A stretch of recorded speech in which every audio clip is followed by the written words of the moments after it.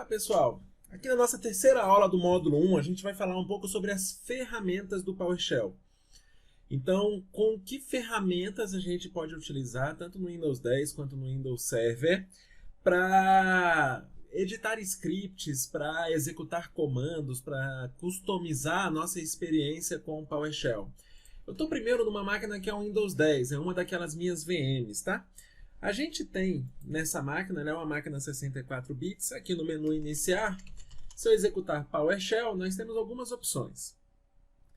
Aqui, naquela primeira aula, eu fiz a instalação do PowerShell Core, do 6.0. Mas, por enquanto, não vamos abrir esse cara não. A gente tem a console padrão do PowerShell, que é uma console de gerenciamento do Windows, é a console padrão nesse ambiente 64 bits. Nós temos a mesma console versão 32 bits, aí específico para alguma classe ou alguma função que seja específico de máquinas 32 bits, e PowerShell ISE 32 bits. A gente vai focar na console principal, que é o Windows PowerShell, e no ISE. Abrindo a console, a gente cai na nossa tela padrão do PowerShell. Ele por padrão coloca uma fonte, esse fundo azul e a fonte branca. Essa console ela pode ser customizada em alguns aspectos. Se eu abrir aqui propriedades, aqui a gente consegue customizar a console do nosso PowerShell. Então vamos lá, olha só o que a gente consegue fazer. Tamanho de cursor. Isso aqui serve para definir o tamanho do cursor mesmo, literalmente falando, tá? Entre pequeno, médio e grande, o padrão é pequeno. Número do buffer são quantos commandlets ele guarda no histórico usando seta para cima e seta para baixo. Então esse histórico de comandos que ele está colocando aqui é o histórico da console. Como é que isso aqui funciona? Eu quero que ele guarde os últimos 50 comandos. Isso quer dizer que se eu clicar só na seta para cima, ele vai me mostrando os últimos comandos que eu digitei. Então, eu digito aqui um get service, depois eu digito um get process, eu consigo visualizar esse histórico colocando só seta para cima e seta para baixo. É um pouco confusa essa história de histórico dos comandos, porque o PowerShell ele tem três históricos diferentes de guardar os comandos, tem três formas diferentes de guardar o comando que eu executei. Um deles é esse histórico do buffer, que ele está guardando indiferente das minhas sessões. O que isso quer dizer? Eu posso fechar o PowerShell e abrir o PowerShell novamente. Deixa eu abrir ele aqui de novo, PowerShell. Só vou colocar a seta para cima e olha que ele mantém este histórico, tá? Existe um outro histórico, que é o Get History. O Get History, ele é específico da minha sessão, por isso que não veio nada no Get History. Se eu executar agora, o Get History que eu acabei de executar já está no histórico. Se eu executar o Get Service, depois executo o Get History, eu visualizo esses comandos. Mas esse histórico é diferente da seta para cima. A seta para cima consegue atravessar as diferentes seções e executar todos os comandos que estão realmente no meu histórico.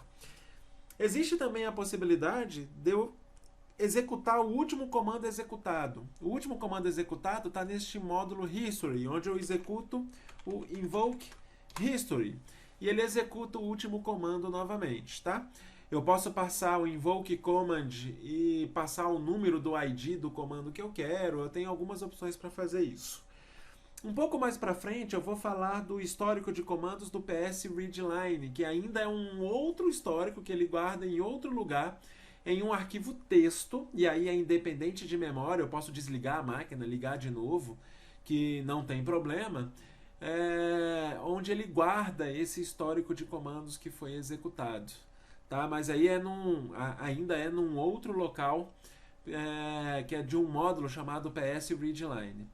Continuando aqui nas nossas propriedades, a gente tem aqui opções de edição. Opções de edição modo de edição rápida. Sabe quando você seleciona um texto e clica, aperta Enter e ele cola o texto na sua área de transferência, ou você clica direto com o botão da direita e ele cola o texto na linha onde está o cursor. É este modo de edição rápida que permite isso. Modo de inserção, quando eu copio um texto na linha, se ele vai substituir o texto que já está na linha ou não. Habilitar, aí existem vários atalhos que a gente usa a tecla Ctrl dentro do PowerShell. O mesmo módulo PS Readline, a gente vai ver vários desses comandos um pouco mais para frente. Possibilidade de filtrar conteúdo na área de transferência e utilizar o Ctrl+C, Ctrl+V, que eu particularmente sempre marco essa opção. Torna a utilização um pouco mais natural para quem já é acostumado ao Ctrl+C ou Ctrl+V. Atalhos para seleção de texto, se ele vai fazer com quebra de linha ou não. Aqui na configuração da fonte, tamanho da fonte, se eu tiver um pouco mais de dificuldade para visualizar uma fonte muito pequena, eu consigo mexer um pouco nisso, ou se me sentir mais confortável numa fonte um pouco maior, ou ainda em outro tipo de fonte que eu posso selecionar aqui embaixo. Na parte de layout, tem uma parte de configuração que eu acho muito importante, que é a largura da tela. Quando eu executo um comando, como esse get service aqui, tá vendo que o comando parou aqui? Esse tamanho do buffer do comando, ou essa saída do comando, é o que a gente chama de buffer. Ela tem um tamanho pré-definido e quando passa desse buffer, ele quebra colocando esses 3 pontinhos aqui para falar que tem mais informação que não coube no buffer, tá? Quando eu executo esse get service aqui de novo, eu vou executar o get service, eu vou passar isso aqui para um outro comando, que é o format list, ou melhor, format table mesmo, só que eu quero que ele me mostre todas as propriedades, tá? E aí, esse resultado para aqui, justamente porque esse é o tamanho máximo do buffer, que está igual ao tamanho da minha tela. O buffer, ele pode crescer para o lado ou pode crescer para cima. Quando eu exibo aqui o resultado de mais coisas para cima, essa saída é configurada, o tamanho máximo, o quanto que eu posso subir é configurado na altura do meu buffer, lá naquela tela de configuração. Para otimizar o nosso resultado ou a saída dos nossos comandos, algo que eu costumo fazer é aumentar a largura da tela. E aí, a largura da tela pode variar de acordo com a resolução do seu monitor, tá? Tem que ir testando para a gente ver. A tela aumentou um pouco, essa aqui ainda pode aumentar um pouco mais, devido ao tamanho do meu monitor. Vou colocar aqui 350. Ok. Opa. Layout. Ele pegou um tamanho máximo aqui de 271. Deixa eu ver se eu consigo crescer ainda um pouco. Olha que quando eu aumento o tamanho da largura, ele já está automaticamente aumentando o tamanho do buffer, tá? Justamente para que a saída dos comandos peguem o máximo que a tela suporta. Ok, esse é o tamanho máximo que o PowerShell ficou. Agora, quando eu executo o mesmo comando, olha que eu tenho um maior aproveitamento da minha tela. Eu consigo ter mais informação aparecendo na minha tela porque eu aumentei o tamanho da janela do meu PowerShell.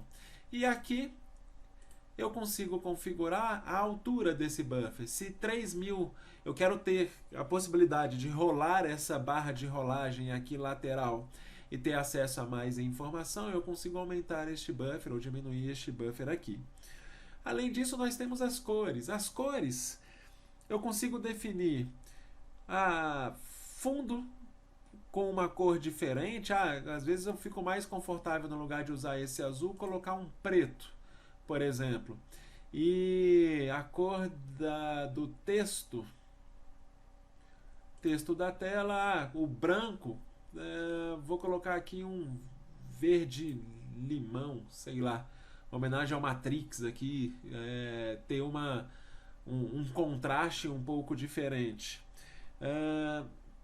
Aqui embaixo eu ainda consigo configurar a opacidade. A opacidade é muito legal quando a gente só tem um monitor em um notebook, que a tela é relativamente pequena, eu consigo definir uma transparência para o meu PowerShell. Então aqui, por exemplo, eu vou botar em 60%.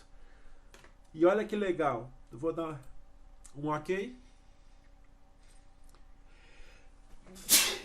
Desculpa. Vou pegar um texto aqui qualquer. Sei lá, estou com um texto na internet aqui qualquer.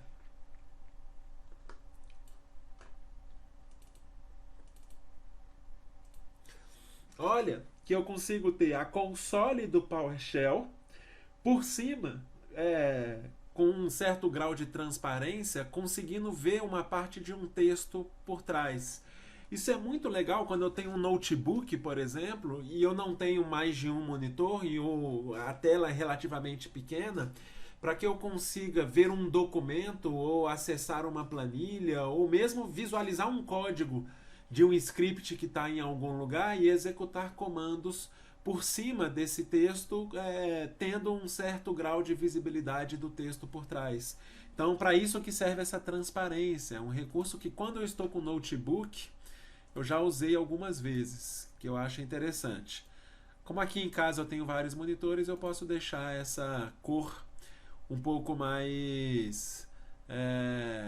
eu posso deixar ele opaco, que eu posso usar um segundo monitor para conseguir visualizar esse texto ou esses documentos.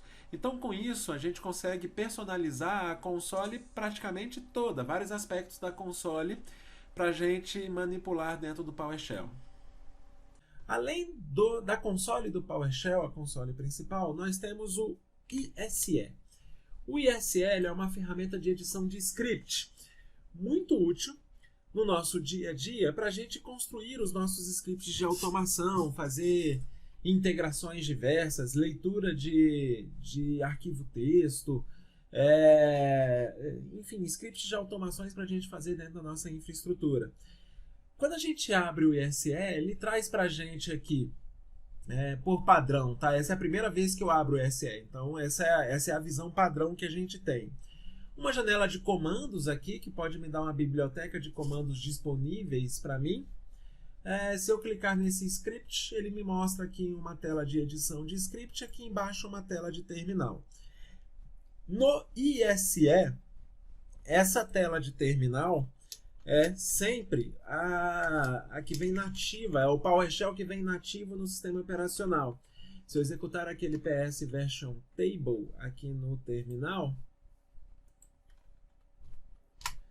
a gente vai ver que ela está na versão 5.1. Ele não está usando ainda aquela versão 6 que eu até deixei instalada nessa máquina, mas apenas a 5.1. O ISL só trabalha na versão 5.1.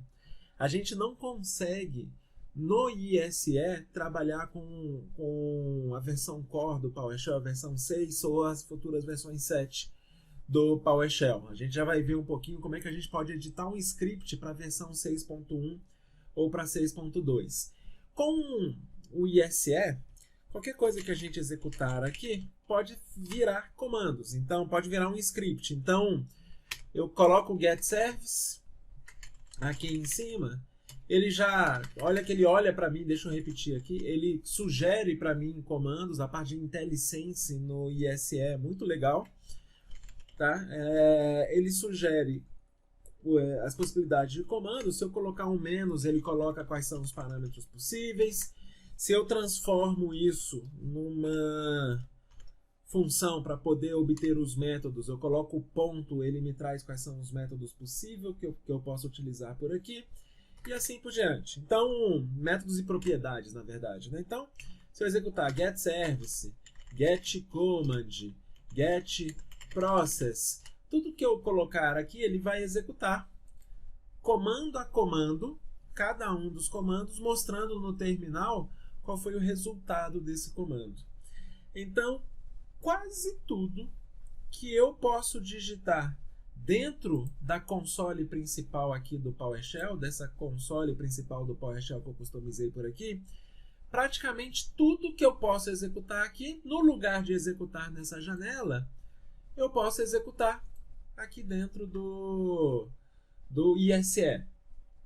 Assim, eu tenho algumas facilidades, como o próprio IntelliSense na hora, ou definição de cores diferentes que ele coloca por aqui, uma janela para ter uma biblioteca de comandos que eu posso utilizar já aqui na mão. Facilidade, eu quero executar só esse comando, eu não quero executar nenhum dos outros.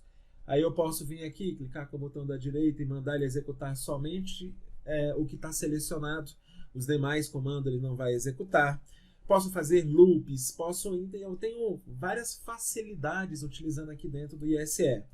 Inclusive, algumas ajudas ou algumas possibilidades de ajuda que ele pode nos dar, como por exemplo, se eu clicar aqui no Edit, dentro do Start Snippets, ele me traz aqui a possibilidade de me dar uma ajuda na construção de determinados blocos dentro do nosso script. Mais para frente a gente vai ver os conceitos desses blocos, mas como é que eu posso fazer um if dentro do ISE? Eu clico aqui no if, ele já traz para mim um bloco construído, que eu clicando 2 vezes ele já traz aqui para o código para eu ver como é a sintaxe. Então, isso me facilita muito. A gente vai usar muito tanto o ISE quanto a console do PowerShell durante o curso inteiro. Ele tem uma parte de debug, tem parte de tratamento de erro, que a gente vai ver isso um pouco mais para frente. Mas é uma console bem legal para a gente fazer edição de script. Existem outras ferramentas no mercado para a gente fazer edição de script. Nas primeiras versões do PowerShell, lá na versão 1.1, versão 2, que a gente não tinha ainda disponível um ISE nativo no sistema operacional, eu usava muito uma ferramenta terceira chamada PowerShell GUI, GUI. Era uma ferramenta terceira para a gente editar scripts dentro do PowerShell. Ele já tinha algumas facilidades, mas atualmente eu não sinto mais falta dela. Eu uso o ISE para fazer edição de todos os scripts, que já é a ferramenta que vem padrão. Atualmente, a limitação que o ISE tem é ele não conseguir editar scripts da versão 6.1 do PowerShell. Para a gente resolver isso, a gente pode instalar o Visual Studio Code. Essa é uma ferramenta da própria Microsoft, feita para fazer edição de código de N linguagens diferentes, inclusive PowerShell. Tem Java, tem HTML5, tem C#, ele consegue fazer edição de código de várias linguagens. Para fazer a edição do 6.1, do PowerShell 6.1, ela é a ferramenta indicada, oficial, para a gente fazer a edição dos nossos scripts com uma ferramenta já com IntelliSense, já destacando strings numa cor diferente de funções, com possibilidade. Beleza? Vamos lá, até a próxima aula. Pessoal, só um destaque que eu esqueci de falar mais cedo. Existe uma diferença entre as diferentes consoles que é legal você conhecer. Como eu falei, quase tudo que a gente executa dentro do PowerShell a gente pode executar no ISE. Mas eu não falei o que não pode, tá? Tem alguns comandos que realmente não funcionam no ISE. No nosso dia a dia, eu quero criar um usuário no AD, eu quero conectar remoto numa máquina. Conectar remoto não, eu quero executar um comando remoto em algum computador, parar um serviço. Tudo isso funciona bem, tanto no PowerShell, quanto no ISE, quanto no Visual Studio Code. Tanto faz a ferramenta que você vai usar. Eu, particularmente, até para o meu dia a dia, muita coisa eu gosto de usar o ISE pela facilidade de ter várias linhas, selecionar uma linha de cima com um comando que eu acabei de executar, eu acho mais prático. Porém, qualquer comando que você for executar, que você precisa depois interagir com o comando, não funciona bem no ISE. Como assim? Qualquer comando, sei lá, se eu executar um NSLookup, por exemplo, aqui na console do PowerShell, ele abre para mim um prompt, é uma aplicação externa do PowerShell, mas tanto faz. Qualquer comando que eu preciso interagir com o comando, com a saída do comando, no PowerShell funciona. Se eu digito um NSLookup, eu posso vir aqui e digitar www.google.com e ele me traz o resultado. da resolução de nome. Se eu fizer essa mesma coisa no ISE, aí eu vou abrir aqui o ISE mais uma vez só para eu te mostrar isso. Tanto faz digitar aqui em cima ou aqui embaixo. Se eu digitar o NS Lookup, nada que tem interatividade funciona nessa console. Então eu não consigo utilizar o NS Lookup. Eu não consigo abrir uma sessão remota num outro servidor de dentro do PowerShell. Mais para frente eu mostro como é que a gente faz isso.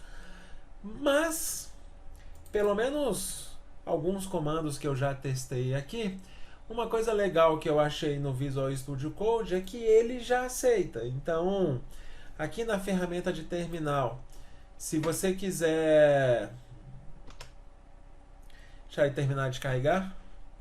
Se você quiser executar o NS Lookup, ele já funciona e você consegue interagir com o comando de dentro do terminal do Visual Studio Code. E aqui eu digito www.google.com.br, ele consegue me trazer o resultado. Tá? Não, vou até testar aqui agora, deixa eu sair do NS Lookup e tentar executar o comando daqui de cima para a gente ver se faz diferença. Então, ele conseguiu executar o comando aqui embaixo. Vamos ver se ele me deixa interagir com o comando. Parece que não. Quando eu executo o código ali em cima, ele já não lida muito bem com um comando interativo na tela de terminal. Eu tenho que digitar o comando direto na tela do terminal. Quando eu executo aqui na minha tela de script, na minha área de código, ele não consegue lidar bem com essa saída. Beleza? É só um parênteses que eu lembrei que é importante vocês saberem para essa aula. Um abraço, até a próxima aula.